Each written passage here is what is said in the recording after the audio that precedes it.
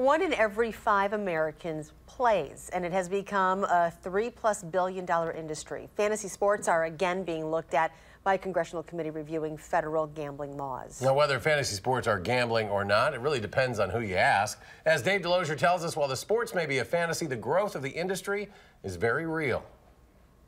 Winners get paid the next day, and there's no season-long commitment. Fantasy sports has over 57 million people playing in the U.S. and Canada. And those 57 million people are keeping the 32 in the offices of RotoWire very busy. RotoWire provides player and team data to subscribers and sites like FanDuel, DraftKings, and CBS Sports.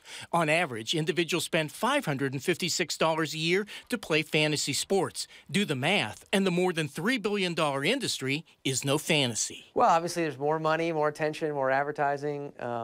That's threatening to some groups. So yeah, I mean, obviously, this probably wouldn't be a problem, if the industry was much smaller. So that just kind of goes along with the price of success in some ways.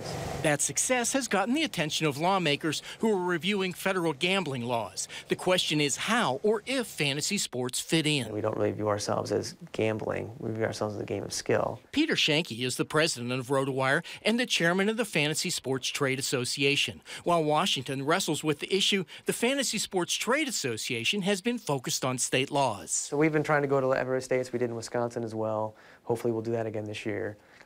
We'd love to get a law on the books in as many states as possible to clarify it's legal, just to leave so there's no doubt, so that it can't be called into question. Play for your share every single day. So far, 8 states have created such laws. And as the fantasy sports industry continues to grow, the hope is the debate over whether this is or isn't gambling will end. We just don't want a situation where everything's being called into question all the time, as it has for the last couple of years.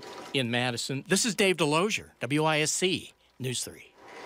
Now, to give you a sense of the growth of fantasy sports, consider this. Back in 2006, there were about 18 million people playing in North America. Now, 10 years later, that number has more than tripled.